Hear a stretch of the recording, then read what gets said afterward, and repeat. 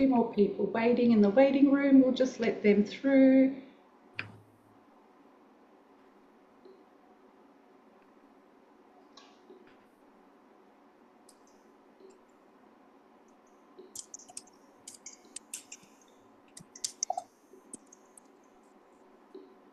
Hi, Zoom user. What an interesting name. This lady named Zoom user. Yes, must be a modern name, a recent name that's been. Oh, now Kylie. Okay.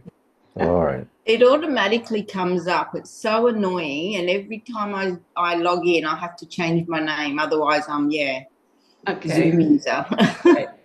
All right. Welcome, everybody. May I ask you all to mute yourself? This is a conversation between Neale and myself. There have been a few of you that have sent your questions, but please do enjoy. And if we do have time towards the end, Neale is a very, very busy person, as you can imagine.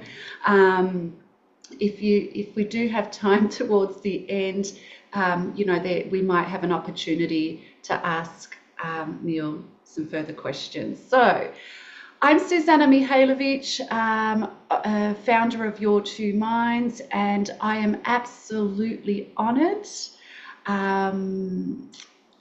excited,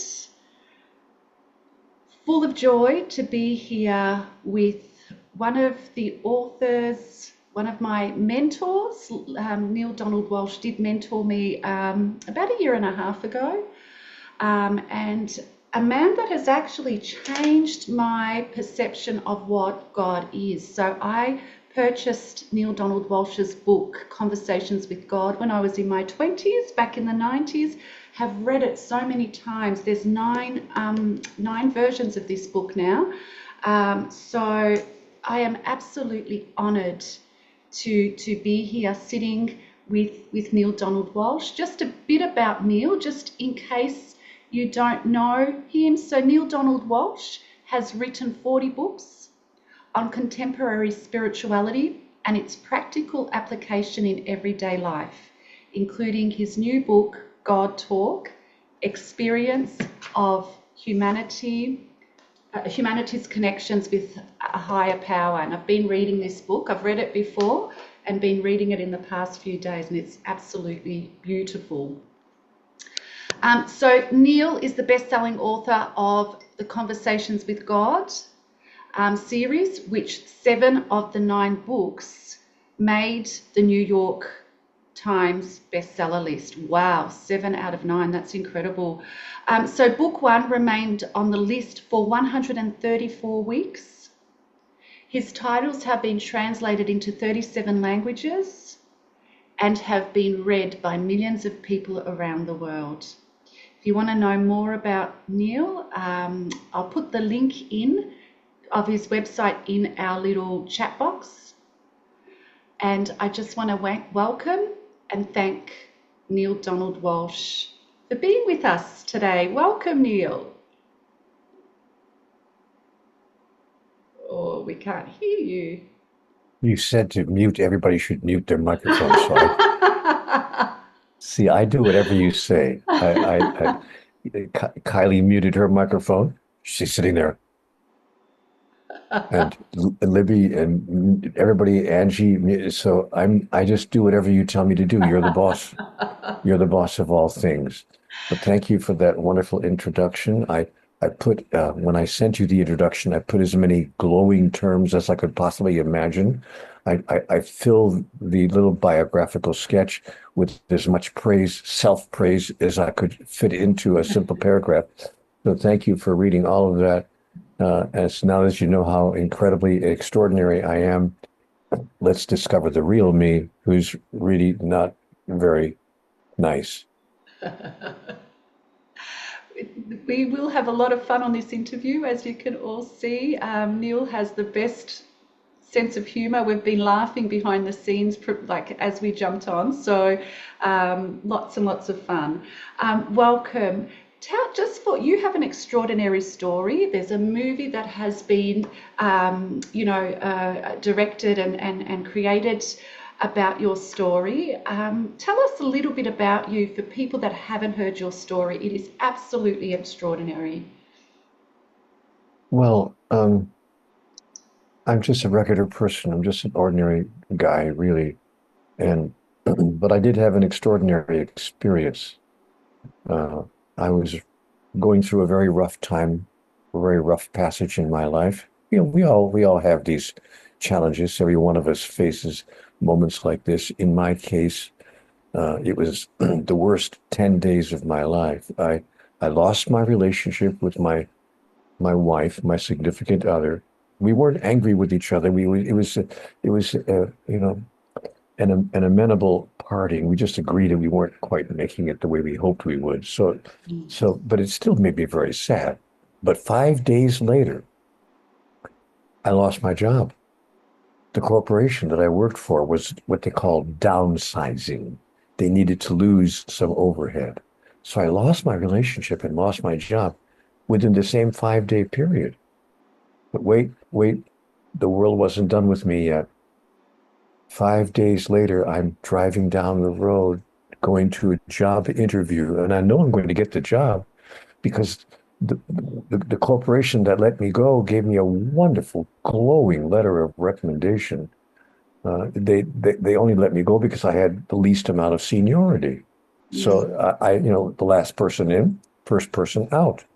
But they didn't want to lose me, so they wrote this glowing letter of recommendation. So I thought, okay, I'll find work somewhere. But an elderly gentleman turned his car directly into mine, made a left turn into the passenger, I'm sorry, I mean to say into the driver's side of my car, and smashed my car to smithereens. There was nothing left of my car. It was a total wreck. And I suffered a broken neck in that accident, and not just a hairline fracture. The report came back from the doctors that I had suffered a 3/4 inch avulsion fracture of the 7th cervical vertebrae posteriorly. That's a break in your neck, large enough to put a pen through. Wow. And so when I woke up at the hospital, the doctor said to me, Mr. Walsh, you have no right to be alive. Most people who suffer this kind of a break in their neck die instantly because of spinal cord complications. And if they don't die, at the very least, they're paralyzed from the neck down. You suffered neither consequence. So he looked me square in the eye and he said, so what do you intend to do with the rest of your life? Because you've been given an incredible gift. You shouldn't even be here. Of course, it stopped me to think because I had lost my relationship, lost my job, and then lost my health, all within the same 10-day period. But they gave me, what they call in America a Philadelphia collar. In America, a Philadelphia collar is a plastic collar that you wear that covers, your neck, and it holds your head up. And the doctor said, you're not to take this off for any reason. I don't care whether you're, dancing or making passionate love or whatever you're doing. Do not take that collar off because it's the only thing that's holding up your head right now until this heals. And okay, I said, okay, but no one would hire me. No one would give me a job because when I went into the interviews, they would say, and finally somebody was honest with me. The 7th person who was interviewing me said, Mr. Walsh, we'd hire you in a minute if you weren't wearing that therapeutic device on your neck. But with you're handicapped. If you make one wrong move on the job, we're paying your medical bills for the next 15 years. We can't bring you on board right now. Come back to us when you're whole, when you're all healed. We hire you in a minute. So I couldn't find work. And pretty soon I ran out of my savings, and the small little apartment that I was renting when my wife and I agreed to separate, they evicted me. I mean, I don't blame the guy. I couldn't pay the rent anymore. I explained to him my problem. He said, I'm sorry, we can't make your problem our problem. We have to earn money from the apartment. So they evicted me, and I wound up living on the sidewalk for a year of my life. Not for a couple of tough weeks or for a bad month, but for 2 weeks shy of 1 year, I lived on the sidewalk. sleeping on the ground, going from person to person with my hand out, asking for any small gift that someone could spare, even a few coins, whatever they could, so that I could eat that day. And you never realize what it's like to live on the sidewalk until you consider that you have no place to even use the bathroom. I mean, you have no human dignity of any kind left. I owned one pair of shoes, two pair of pants, two shirts, and that's it. The sum total of my possessions. And I lived that way for a year. Finally, I was able to get a little part-time job somewhere. Finally. And I was able to afford a little studio apartment. It was not a big, it was just a little one-room apartment on top of somebody's garage. But it was enough. At least it got me out of the rain. You don't really know what it's like to sleep in the rain until you've done it for 3 nights in a row. Gosh. And so at least it got me out of the weather. And it actually had a bathroom with a shower stall. Oh my gosh, I could take a shower again for the first time in a year. So it was a luxury for me. But then I woke up. I'm sorry to make such a long story out of this, but you asked a dangerous question. We love the story. It's, yeah, keep going. So I really ran into, a rough patch in my life. Now here I am in this one-room studio apartment, and I woke up at 4:23 in the morning, one morning, angry with God, just furious, because I always believed there was a higher power. I was raised in a religion. I was raised as a Roman Catholic, so I believed in God. But I thought, why is God doing this to me? Why is this happening? What have I done? Am I such a bad person? What's going on? And somebody tell me the rules. So I'll play the game. I'll play the life, but just tell me the rules. And you know what I did? I got up and I wrote an angry letter. There was a little tablet on the coffee table in front of me. I was making lists of things I want to do. And so I wrote an angry letter to God, just to get it off my chest. Dear God, what does it take to make life work? What have I done to deserve a life of such continuing, endless struggle? Give me the scoop here. What's the scoop? What's going on? What is this life really all about? And I heard a voice. I heard a voice in my mind. And the voice simply said, Neale, do you really want answers to all of these questions? Or are you just venting? And I said, well, I'm talking to myself here. It's the middle of the night.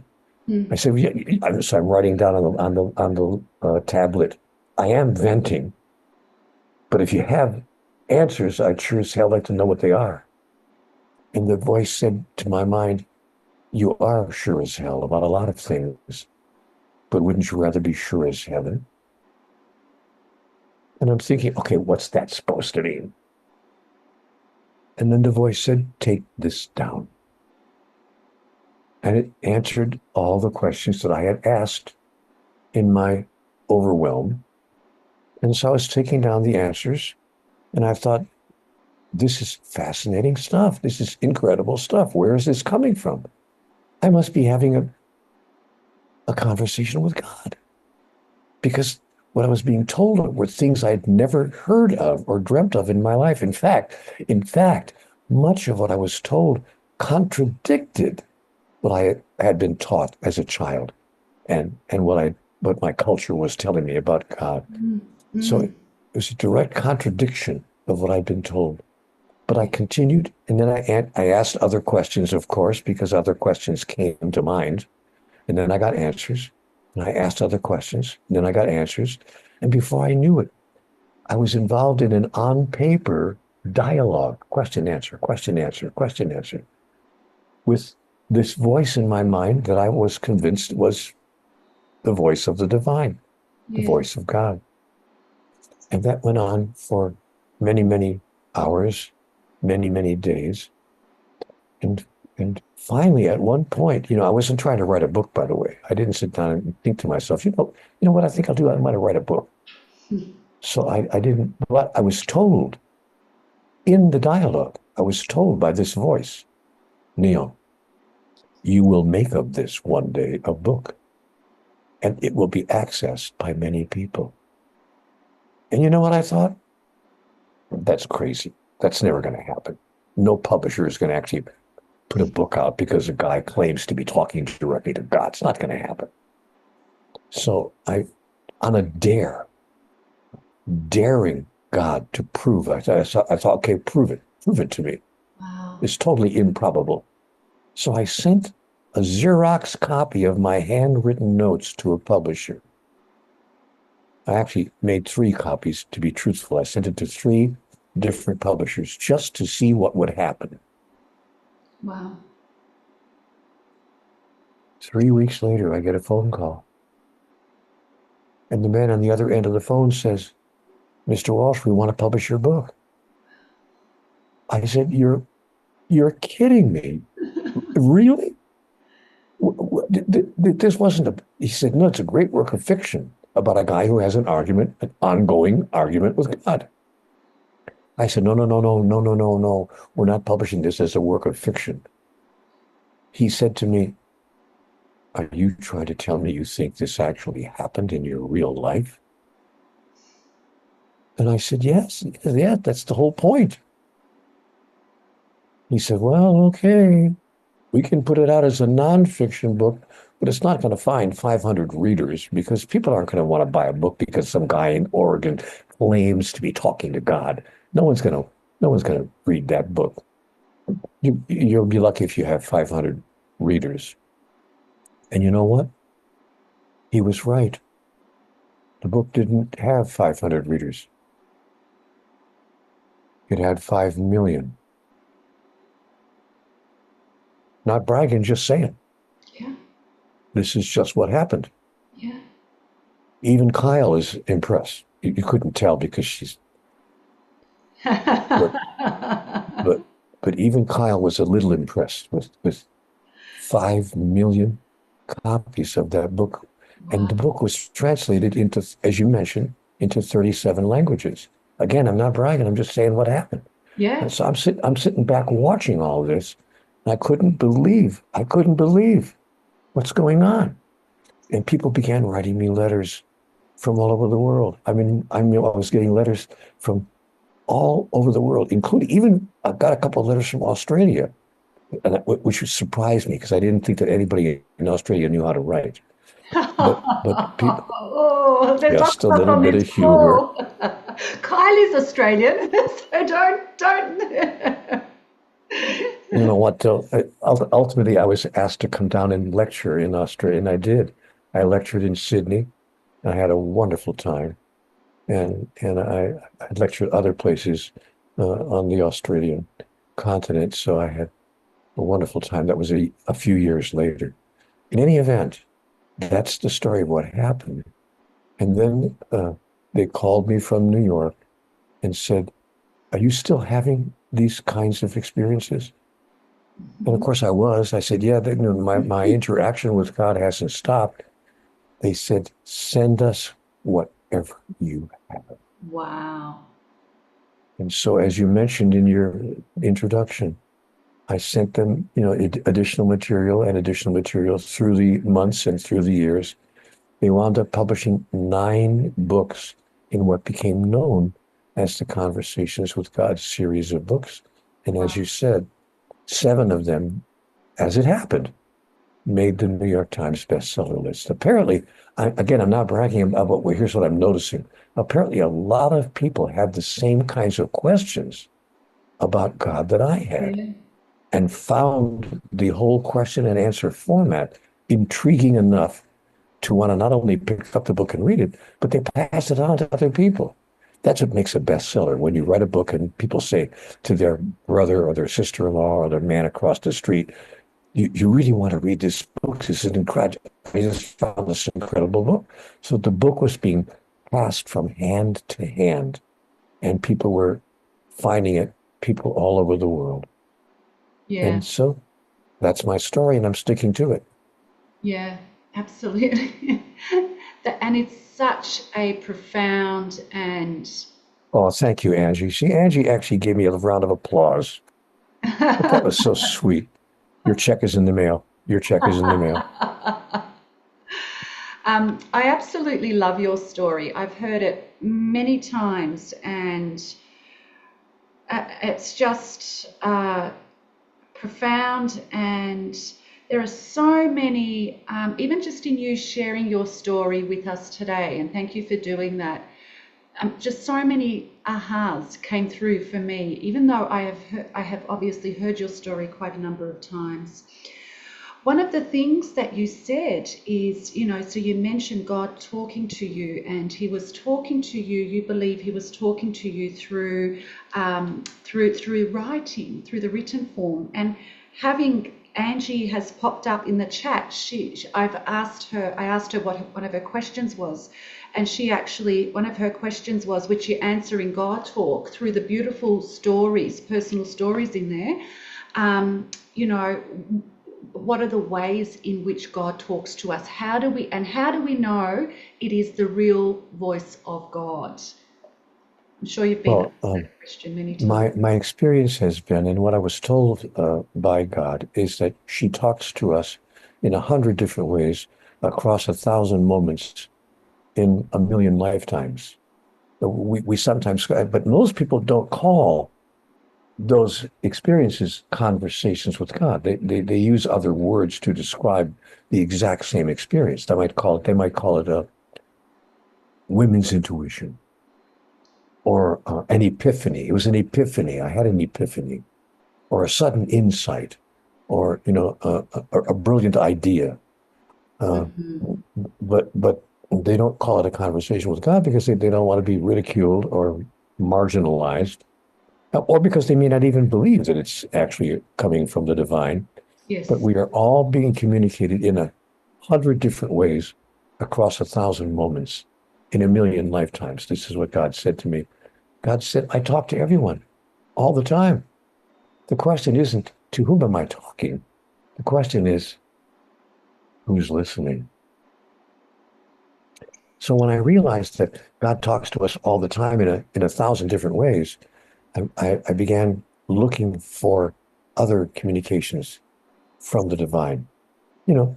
Synchronicities that just happen to occur in life. You're walking down the street and you run into an old friend that you haven't seen in 10 years. And he starts saying things to you that actually answer a question you've had in your heart for months. And he just happens to bring it up as a spontaneous conversation. And when you walk away from that conversation, you realize, what are the odds that I would run into this person for the first time in 10 years and he would talk to me about that particular topic, which I've been exploring in my mind like crazy for the past 2 weeks. Or you're sitting in a coffee shop having a little cup of coffee, and the couple at the table next to you is having a little discussion, kind of a agitated discussion about their relationship and some of the challenges they're facing in relationship, which just happen to be the challenges you're facing in your relationship.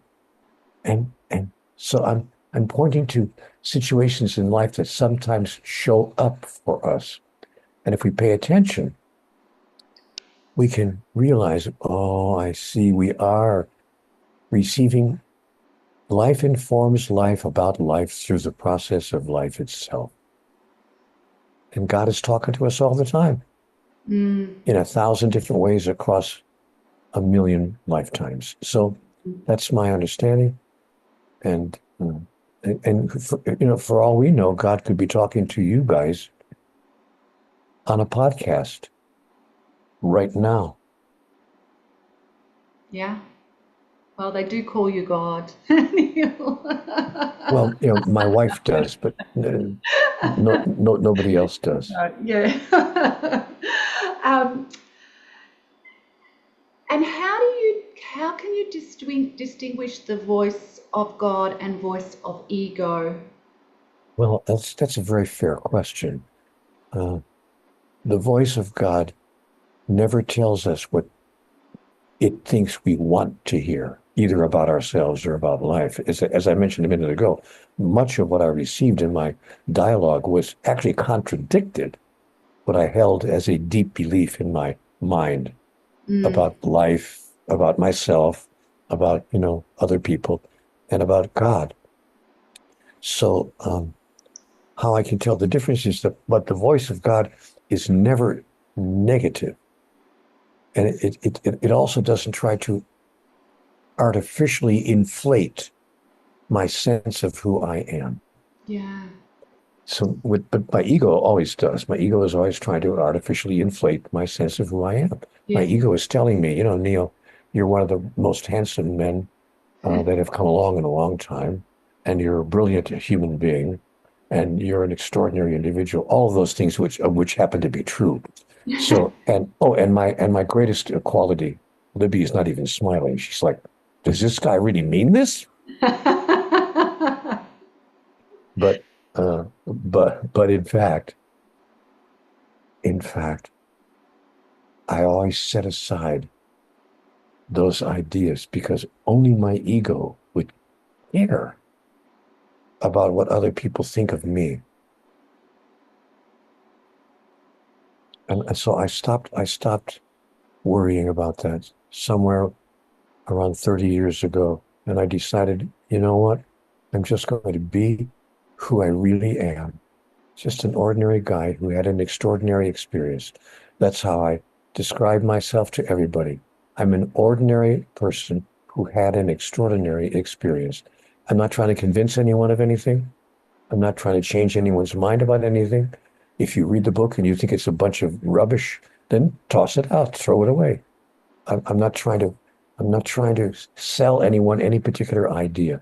But if you read the book and you find something of value there, and I'm sorry, but I know it sounds again like I'm boasting, but in fact, millions of people have told me that they have found value in these communications because I asked the same questions that everybody asks about life, about work, right livelihood, romantic relationships, sexuality, parenting, diet. I asked questions about everything I could think of. Once I knew I had God on the line, so to speak, I decided to ask every question I ever had, and and I received answers that some people have found useful and helpful. Mm. So I'm told. Absolutely. And Hallie there just mentioned that the first book had changed her life, and it was definitely a perspective changing experience for me too, having thinking that, the religious perspective and of God and God, punishing you and all that, it certainly did change my perspective. What I really, I mean, there are so many elements of your story, Neil, that I absolutely love and I find so inspirational. And I love the word inspire because it is, I read something actually a month ago, I think it was from Michael Beckwith, said the word inspire comes from in spirit. So it is, you're connected to that spiritual part of you that is talking to you, and that's why it lights up your heart. But there are so many parts of your story that I find that light up my heart and that I find so inspirational.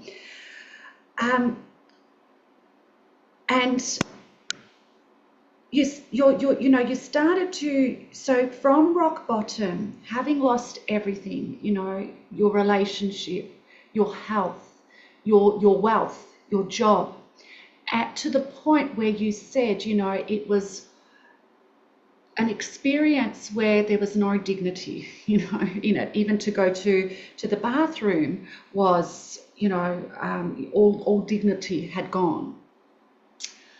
So you experienced both extremes. You had the relationship, you had the job, you had everything, and then nothing. And then you moved out of that. Do you feel that it was So if you look back at the point where you found that job that got you to the studio apartment and slowly got you back on your feet, was it inspiration that led you? What led that period? What was happening inside you?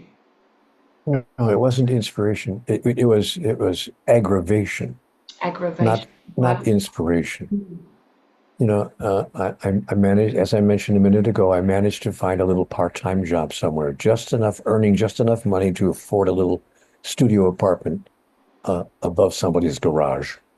It's a Spartan apartment. It's just one room, but it was okay. It was okay. At least it was out of the weather, Yes. and but it wasn't inspiration that led me to find that apartment, or for that matter, to even have my conversation with God. It was aggravation. I was furious with God. Yes. And so as I mentioned a minute ago, I wrote God a very angry letter. Yeah. What do you want from me? I can remember writing, what do you want from me? What does it take to make life work? And that's when I received the answers that I received. And that's when I discovered God's most important message to the world. God's most important message to the world. 5 words. You've got me all wrong. Yeah. You've got me all wrong. I don't judge, condemn, and punish you because for the silliest reasons. Like, as a Catholic, when I was raised in the Catholic Church, I'm not here to be a Catholic basher because the Catholic Church, in fact, all the world's religions bring us great wisdom. There's great wisdom in all of the world's religions. Let me make that very clear. Wonderful wisdom comes to us through all the world's religions. Mm. But I think they're incomplete. I think they don't have the whole story. I think there's more to know on this subject. And what I was told in the Catholic Church was, if you're not a Roman Catholic, and if you're not a Christian, if you're a Muslim, God forbid, or a Jew, God forbid, or a Mm. Hindu, or a Buddhist, or whatever, Mm. you're not going to go to heaven. Mm. And you will not be saved. And I thought, what kind of a God is this who only saved certain people?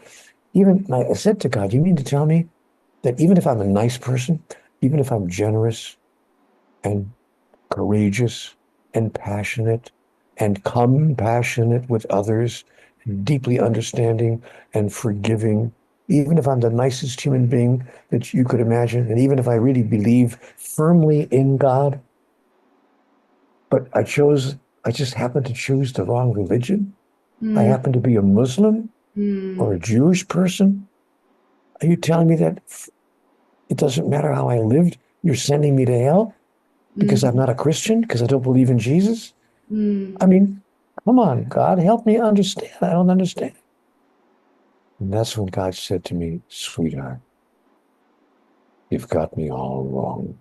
Yes. I don't send anyone to hell.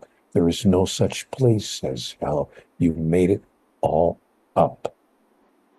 Human beings decided to create God in their image and likeness. Your religions tell you that you have been made in the image and likeness of God, but you've decided to make God in the image and likeness of humans.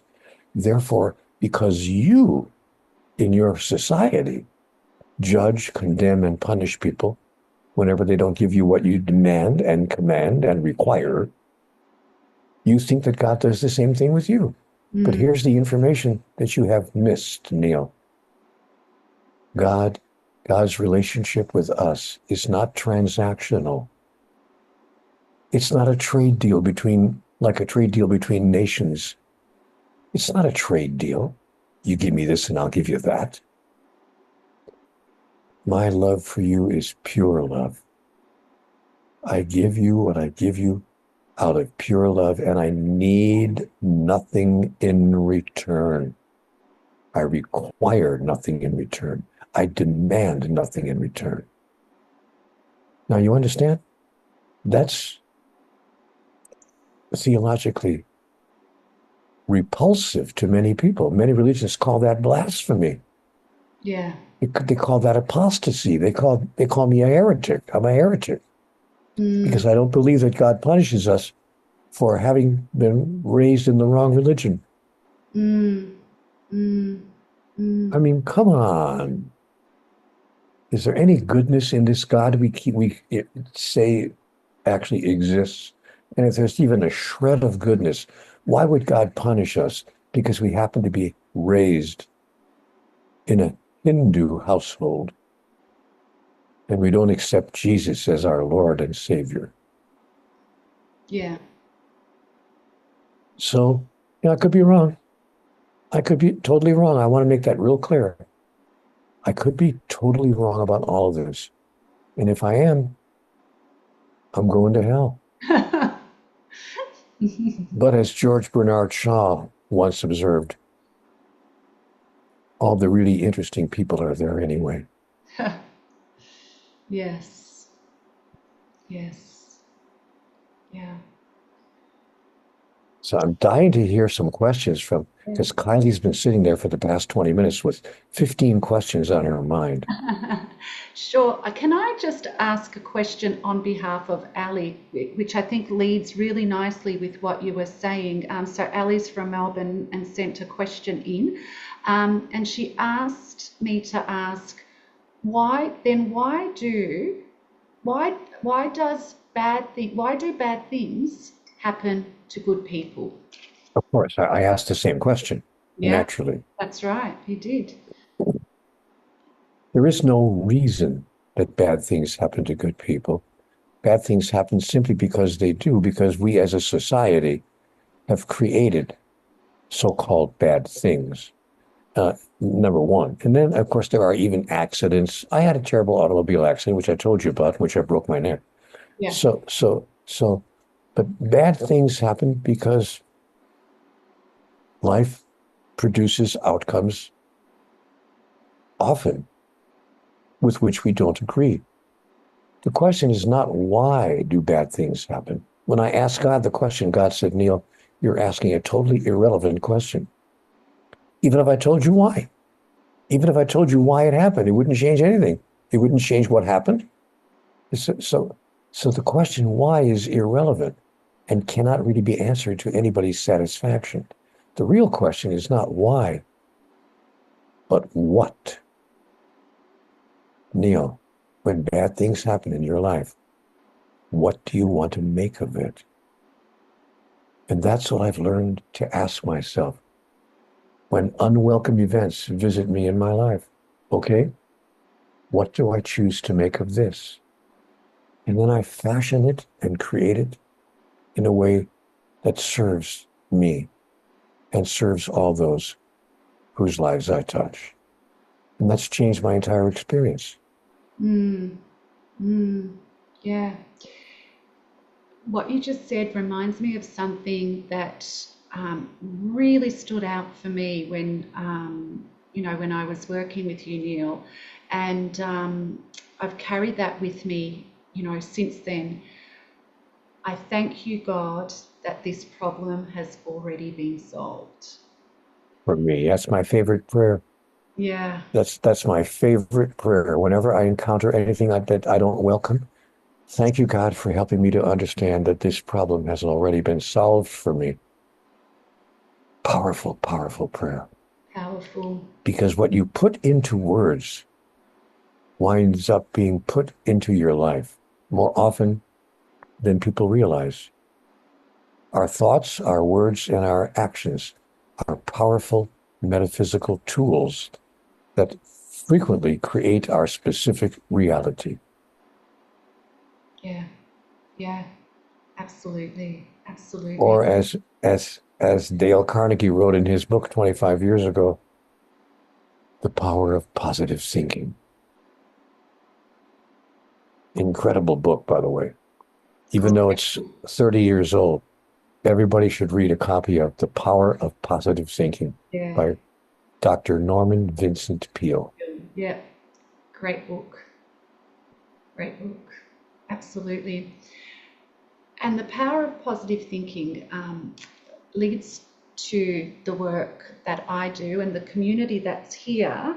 And some couldn't attend live because of time differences and work and all of that. So the community that's here with you is a part of my success coaching community. And one of the elements that I offer in my work is universal laws. And you actually help me understand a law that is very difficult to get through because of our paradigms. Our paradigms get in the way of it, but it is absolutely profound. And that is the law of opposites, the law of polarity. The law of opposites. Yes, the law of opposites. Yes. So you cannot have, and I love this quote, you cannot have what you want without experiencing what you don't want.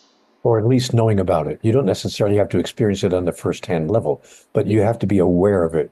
It's impossible to experience any aspect of yourself that you wish to experience without your awareness encompassing the fact that the opposite of that is in existence. And the example that God gave me was, Neale, you're 6 feet tall.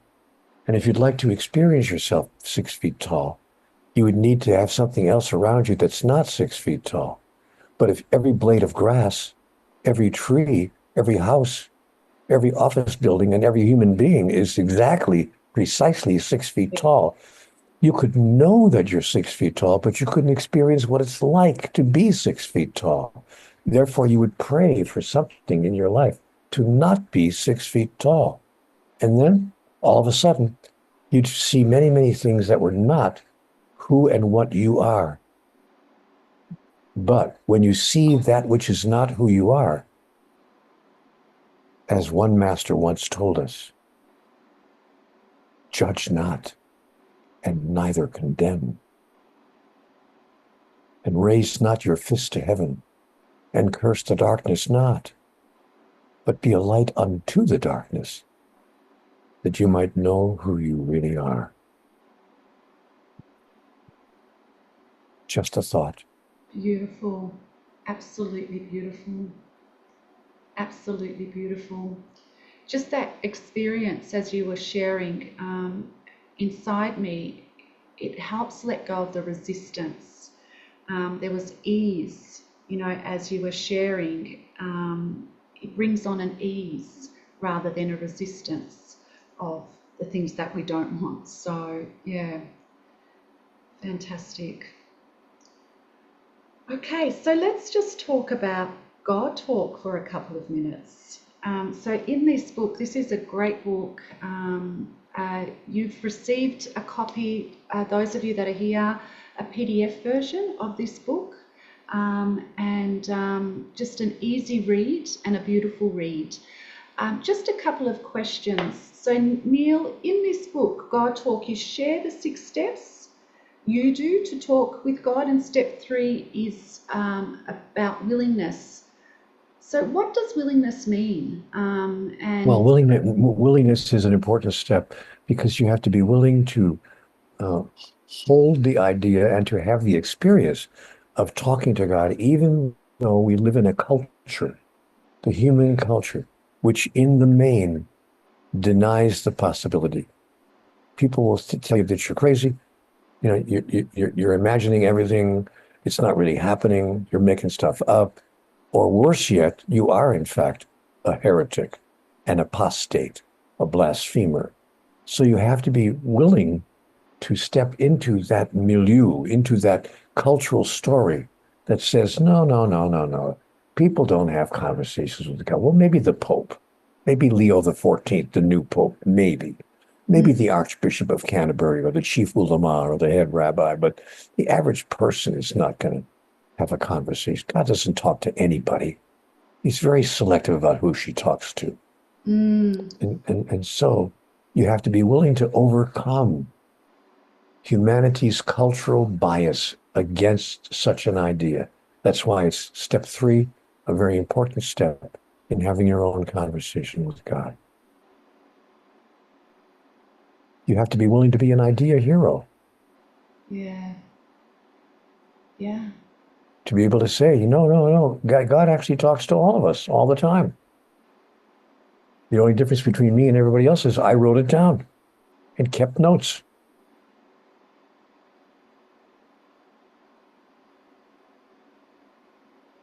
Yeah. Well, I wonder if anybody else has any questions, but maybe nobody has any questions. We can actually give it to the floor. Anyone have a question that you'd like to ask Neale?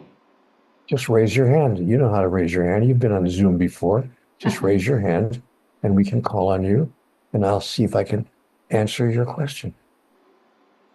Okay, nobody has any questions, so goodbye. I've enjoyed being here. So long.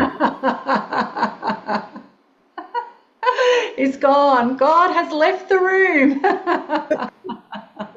Come back, Neale.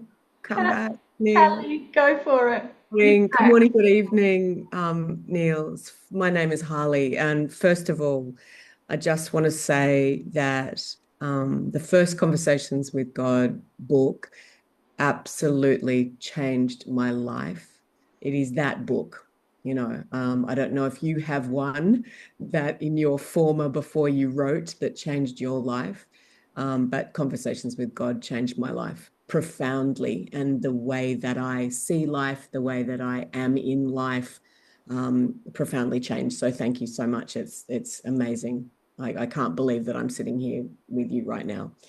And I wanted to ask you, what is the question that we need to be asking now? Who am I? I think the only real important question in life is, who am I and who do I choose to be? Am I really this, this body? Am I this mind? Is this who I am, a body and a mind? Am I really simply a highly sophisticated form of life that we call a mammal, a human being? Or is it possible, just possible, that I'm more than that? Is it possible that actually I'm a spiritual entity having a body and a mind, that these are simply pieces of equipment, tools that my spiritual entity uses in order for me to have an experience of my true identity? And if that's true, it will change one's whole life. That is, if we think that, I thought I was here, to do all the things that human beings are supposed to do. When I was a child, Haley, all I was told was, all I thought when I was a 13-year-old boy, get the car, get the girl, get the job, and then get the better job, get the better car, and then get the better girl, and then get married, and then get the kids, and then get the house, and then get a nice car in the driveway, and then get more kids, and then get the better house and get the better car and get the better wife,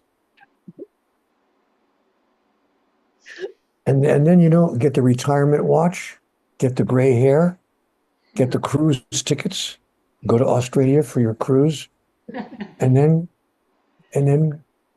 get the sickness, and then get the heck out. And really, I know I make a joke of it, but that's exactly the way I was taught to live my life. Mm. Get the girl, get the car, get the house, get the stuff, get the thing, get the what I've done, blah, blah, blah, blah, blah, blah, blah. And then get the gray hair and get the illness and get the hell out. And I thought, and then God said to me, oh, Neale, sweetheart, sweetheart, sweetheart, there's more going on here than meets the eye. There's more going on here than meets the eye. And so I was reminded of what Bill told us in a play that he wrote. Bill wrote a play called Hamlet, in which he had one of the characters saying,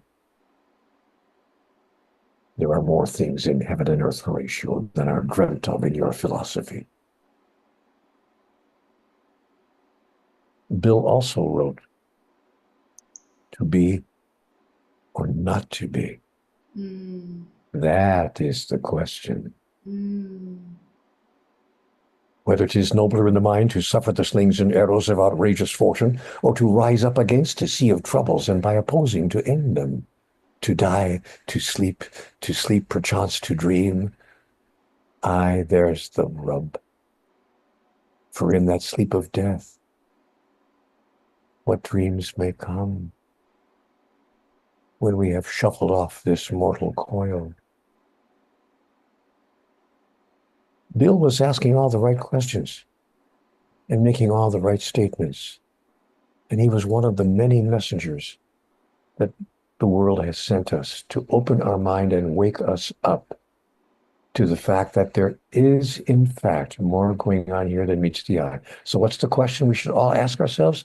Who am I? And if I answer the question, I am a spiritual being having a physical experience, then the question must follow, why? Why? Yes. And when I serve the answer to that question, my life changes overnight. I could, of course, be wrong about all of this, Hallie, but that's my answer. I'll take it. Great question, Thank you so much, Hallie. Neale. Thank you so much, both Hallie and Neale. So Elijah has a question, and then Angie has her hand raised. Elijah, are you able to put your camera on so we can see you? Elijah, put your camera on. Put your camera on. Elijah, put your microphone and your camera on. No, she doesn't want to be seen. She No. won't. Okay. I don't want to be seen either. So goodbye. You've got no choice, Neale. You're staying with us. Come back. Boy, you're the All right. boss of all things. I am bossy. Just ask Angie. Angie, it's your turn. Go for it. Hi, thank you. It's a pleasure to be here with you, to meet you in person. I watched the movie of your life, and I was blown away, and it was a very interesting movie to see that play out, and now to talk to the real person. But my question is, I noticed that you referred to God as she, whereas most everybody refers to God as he. And I know the book, The Shack, also refers to God as female. And I was just wondering, God is God. Does God have to be male or female, or could God be neutral gender? What's your take on that? Well, I refer to God as she and he, if you listened carefully to all that I was saying. And in the books, God is referred to both as she and he, because of course God has no gender. God, that was one of the first things that she said to me. If you think that I'm a guy just because you're a guy, then you don't understand anything about God. God is the essential essence, the pure energy of life. Pure love that can take any form it wishes to take, even the form of a being from another planet. Let's go to the Andromeda strain and maybe maybe take the form of an entity that lives on another planet that doesn't look like anything like us. That's neither male nor female. That's just a whole different form. So God takes every form. We are all. Now listen to this. This is my little play on words. We are all God's information. We are God's information. Yeah. Or to put it differently, we're God's information. Right. Wow. So the answer to your question is, of course, God is not male or female, black or white, gay or straight, political, conservative or liberal. Now, I understand that all conservatives think that God is conservative and all liberals think that God is liberal. I understand. But, God is not one thing or the other, but everything there is. And I think we really deep inside of us, we all know that. But here we go again with the cultural story. You're right. The cultural story has been using the male pronoun he for centuries. So when someone comes along and says she and refers to God in the feminine, we blink our eyes and go, did they just say she? Because everyone thinks that God has a penis.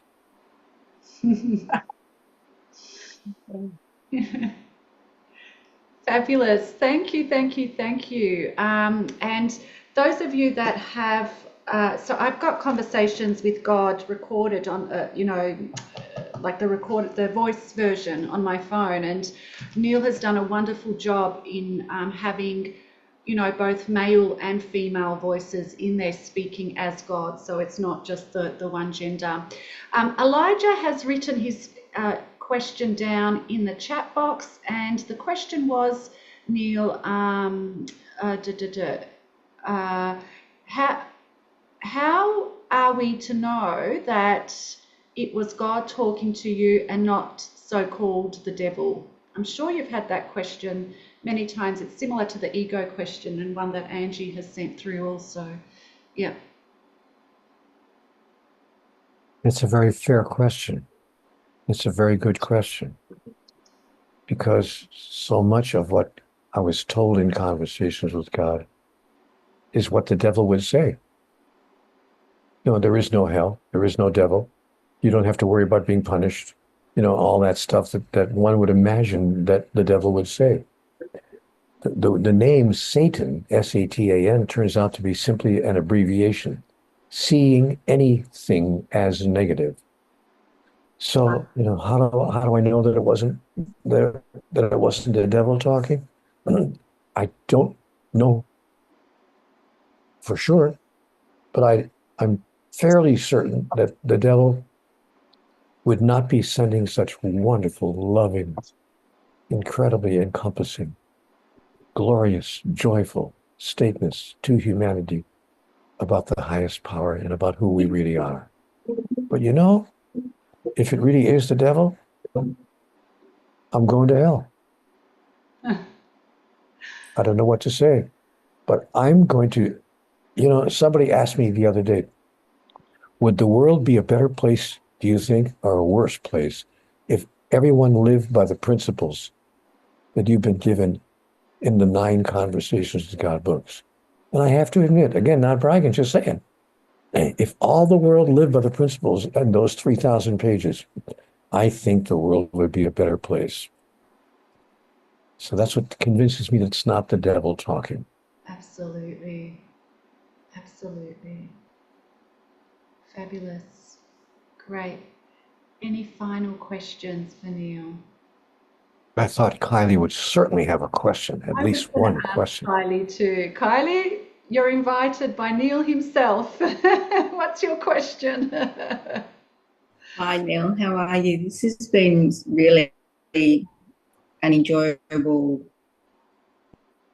visit. Meeting. I have to, I had never, so I do apologize, but I will definitely make an effort to read at least your first book with Harley's recommendation on how well it transformed her life. So I don't really have a question because I'm just absorbing all this information. Wonderful, wonderful. Thank you for being open enough. It's been really good. And when you were telling your stories, like I had tears in my eyes. It was like really good. And you've come such a long way. So you're wonderful. Thank you. Thank you, Kylie. Thank you for being open enough to be, just to listen and to hear it and to make your own judgment about whether it makes any sense to you or not. And I do think if you read book 1, you'll come to a conclusion very quickly. Either it makes sense to you or you'll say it's rubbish and you'll throw it out. Either way, good for you. Thank you. Thank you, my friend. Thank you. Thank you.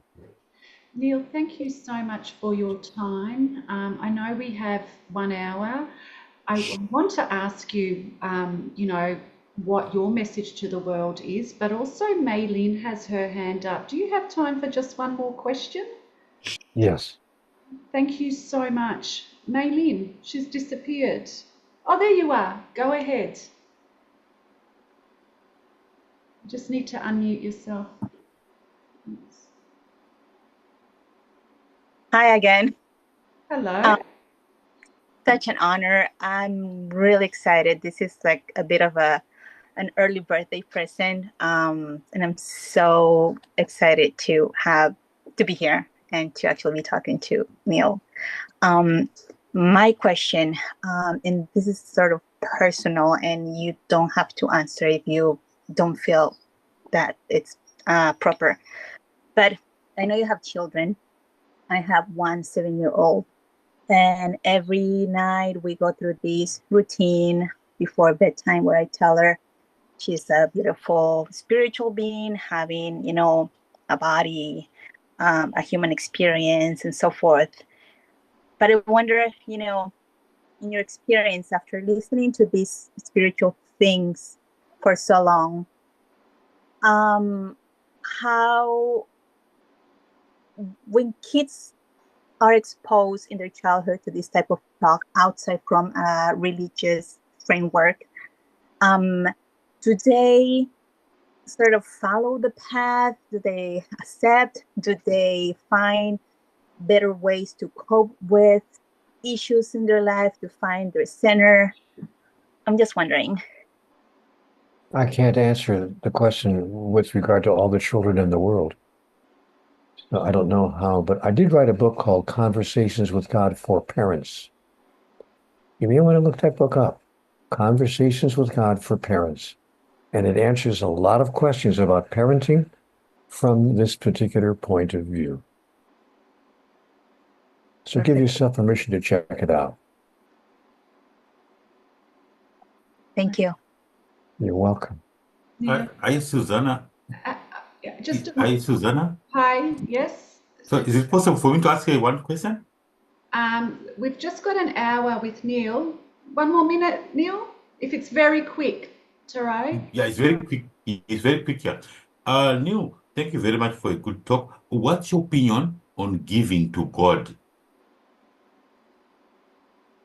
We can give to God not because God needs us to give anything, but because it feels good. We can give God our love, our thanks, our gratitude, our appreciation. We can give to God our life. We can choose to give God our life.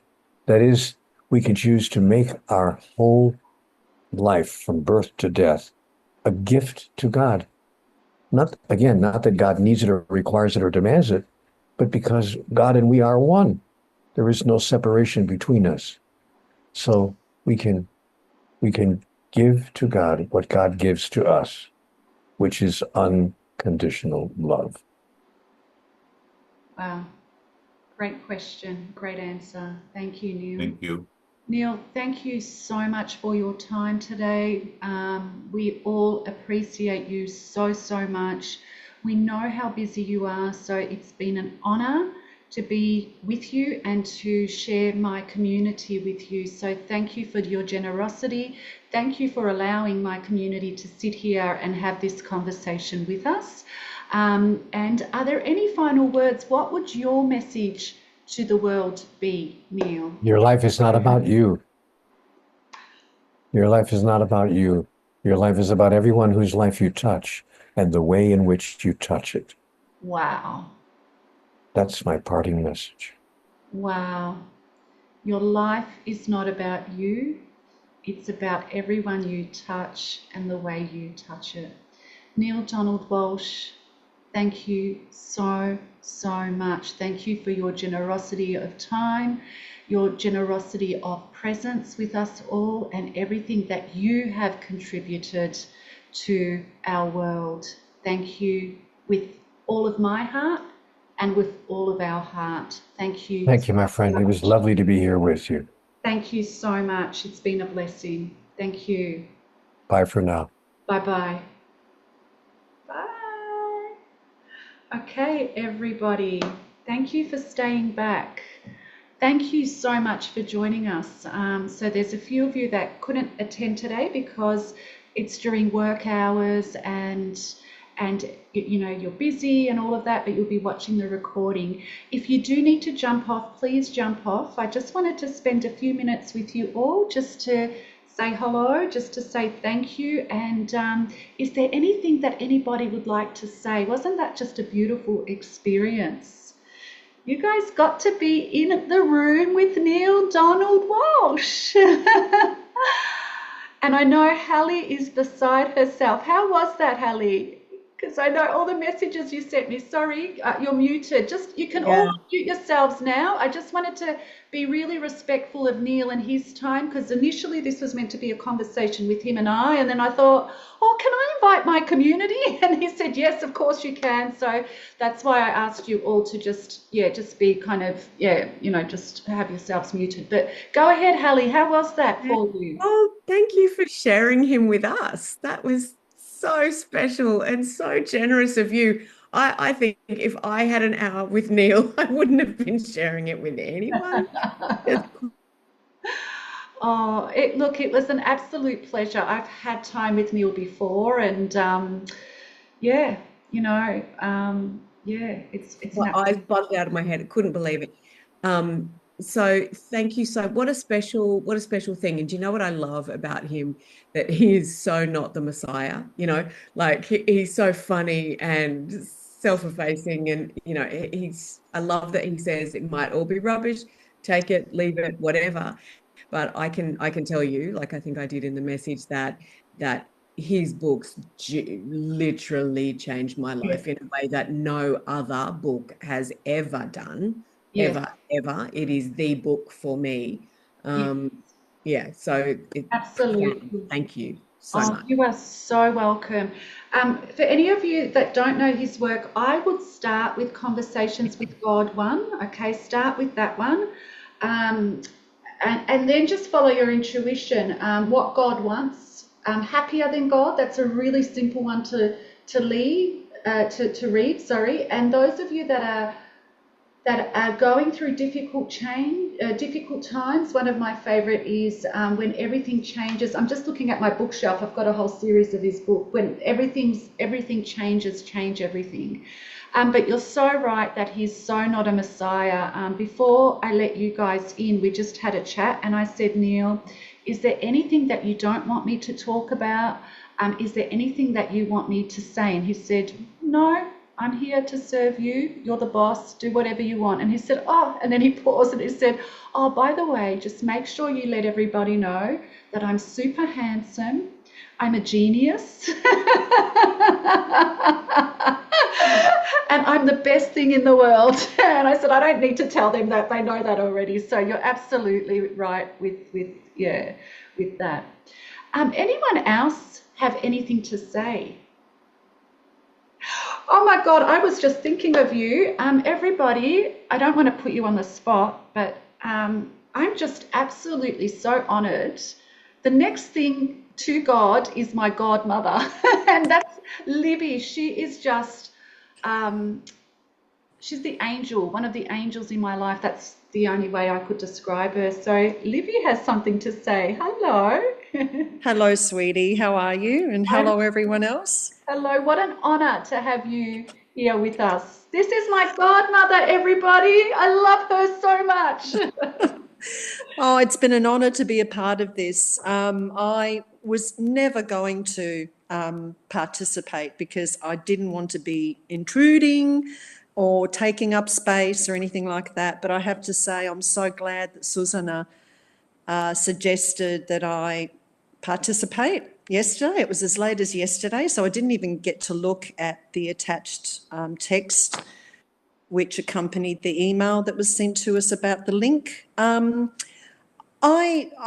heard of Neale. I was really into self-help books and read a whole range of different things during the 90s, probably especially, but never got to read his stuff. But I knew about Conversations with God. It was pretty controversial when it was released, and I've just got so many books to read. Suzana will know. I've got a bookcase that is actually not even accommodating my books anymore. There are piles of books on the floor. I'm looking like a typical hoarder. It is really bad.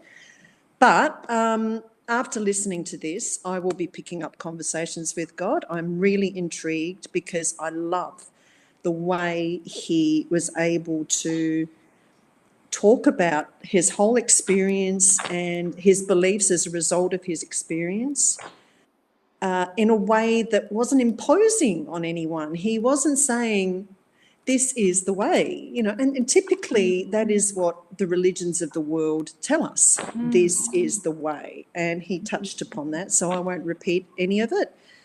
But I was really impressed by that. So I'm so grateful you suggested it, Suzana. Thank you. Thank you very much.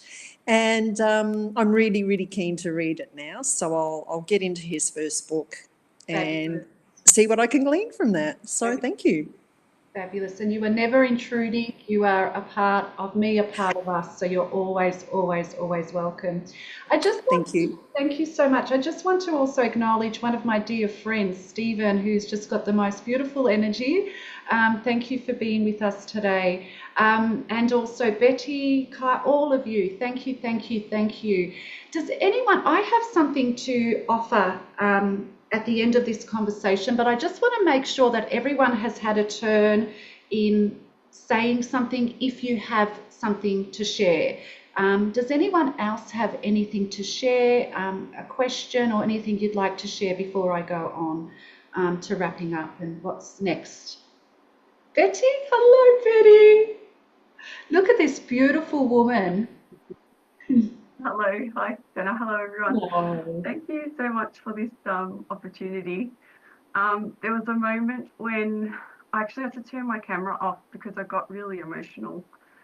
I think like Neale was just speaking to my soul, like there's a knowing deep within of everything that he's saying, and I think I just need to trust a little bit more. Like sometimes I know for me, my head can get in the way a lot. And so it's just, I think trusting, letting go, letting God is another thing that I like to say. And so it's just really lovely to hear his experience and, like how he sort of came out of it as well. And it was really, really lovely to just really take everything in. I think it was lovely. Yeah. Just a nice experience. Yeah, and thank you for being with us. So there was just a message saying that some people couldn't hear what you were saying, Betty. So Betty was saying that there was a moment where she had to turn her camera off because she was getting really emotional.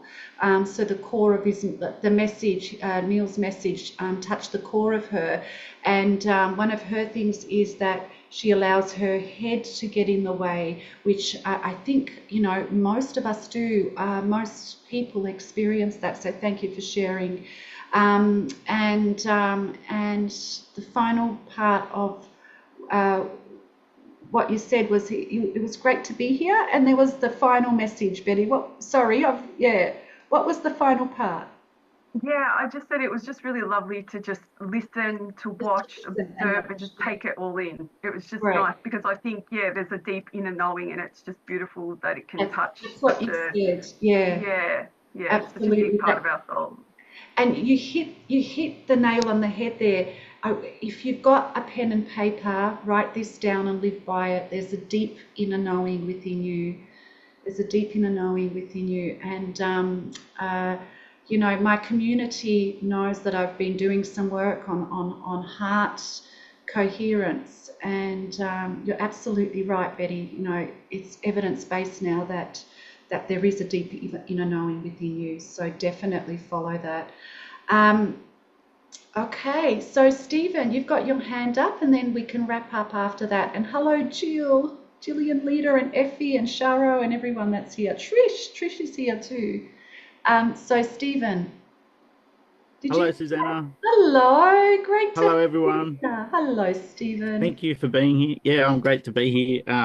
So grateful it was such an honor to be here. Thank you very much. Neale is a very special person, as you know, but also in my life, I was touched by his first book when my father had it when he was in hospital with cancer at the time. And he used that book and highlighted it, which then I got given it from him just before he passed. So it's been a big sort of part of my life to really connect to what Neale said and how the message of the conversation has actually reiterated about the spirituality, which has come to be one of the big things in my life, and actually sort of explain a lot of things in a time where it was very difficult for me. I was only in my 20s at that point when my father passed, so it was very early on. And to know, I was always interested in religion and sort of that side of things as a kid, and going through Bible studies and different things, but then to have that real connection that was it wasn't a push, it wasn't anything that was forced on you. It was just the conversation, which is exactly what it is, and it's the answers that all of us do have, and even as adults now, that Yes. I still come to have those same answers to the questions, and really trying to find those out. And the spiritual connection to it is just really fantastic. And to have a moment to sort of sit here and listen to him tell his story and how it all explained and how it came out, and it's really fantastic. So I really appreciate that. Thank you so much. Thank you so much. And I appreciate you all being here. What a special thing to have experienced together. Thank you, Stephen. Thank you, Kylie. Kylie, your light just shone right through. You know, you were the person that Neale just kept, you know, coming back to. So take that as your light. You know, your light is shining through. Okay, let go of any resistance, because, you know, when these synchronicities happen, okay, it's a message for you. Yeah, it was a little bit, I was like, why is he always just focusing on me? Well, it's time to let go and shine that beautiful bright light that I've, you know, that you have, and that I've been telling you that you have. So that's so beautiful. Okay, let's wrap up. Thank you so much for being here with me and Neale. I'm so grateful that you were able to join us. So what we have to do now, we've got to download this recording, which takes time. We're going to download it on YouTube, so it might be a couple of days before it's out. And also, all of you have received in your email with the Zoom link, you've received a PDF version of this book. Now, what I have promised anyone that registers is we can have a little reading club where we read this book together, if you are interested.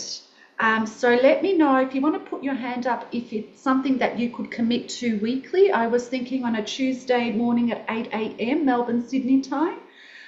Is it something that you can commit to and you would like to be a part of? Please don't feel pressured by everybody else, okay? Maybe you can send me a message actually. And for those of you that are interested, I'll let you know if there's enough of us. We don't have to, I've read God Talk, it's great. I prefer some of his other books though, so we can choose Conversations with God or another one of his books if you prefer to do that. Send me a message. What I'm also thinking is I'm going to send Neale an email on behalf of myself as soon as we get off this call. But if you want me to include a thank you message from any of you, just send me your message. Please do it as soon as possible. If you can do it within the next hour, that would be ideal, okay? Just so I don't miss anyone. And I'll just include all of your messages with your name and put your country of where you're from, and I'll send it all in one big email to Neale if you would like to do that. So just send it to me through Messenger and I'll do that. A few of you sent a question with your registration. I'm so sorry I couldn't get through all of the questions. I just wanted to be present with Neale, and it kind of, the conversation went in a bit of a different direction. So I wanted to be respectful of Neale and really hone in and just let intuition guide. But again, thank you all so much. May you be blessed with this experience. May you open up to your greater self, your spirit, and just allow your intuition and your spirit to guide you. And please, please, please know, absolutely know, or open up to the idea that you are more than what you ever thought you were. Your problems, your past, who you thought you were is absolutely it's not even a scratch of the truth of who you are. And I say that with absolute conviction. I say that with a knowing, okay? So I invite you to, when you jump off this call, write a letter to Spirit, to God, to yourself. Include yourself in it, to your higher self. Because there's no coincidence that you've been here with myself and one of my great mentors, Neale. There's no coincidence. I don't believe in coincidences. And just please tap into the magnificence and the truth of who you are. And that's not your name. That's not Kylie. That's not Hallie. That's not Betty. That's not Angie or Stephen. Okay, there's an even greater, beautiful, incredible light within you, an incredible power within you. And one of the things that Neale said is that you and God are one. Okay, now that's not from an egotistical perspective. If you're using that as I am God, so I've got power over you, or I've got power over this, you've missed the whole magnificence, the whole truth of who you are. Okay, let the ego go just for a few minutes and connect to yourself, to your higher self, to God, because all of the answers, all of the solutions, all of the joy, all of the wealth is within you. Okay, thank you again. You are a blessing to me, to Your Two Minds community. You are a part of us. Please reach out if you have any questions about this, about your success, about your life, whatever. Please just reach out and go out there and just love you for the truth of who you are. Thank you so much. God bless you all. Thank you. Thank you. Thank you. Bye-bye.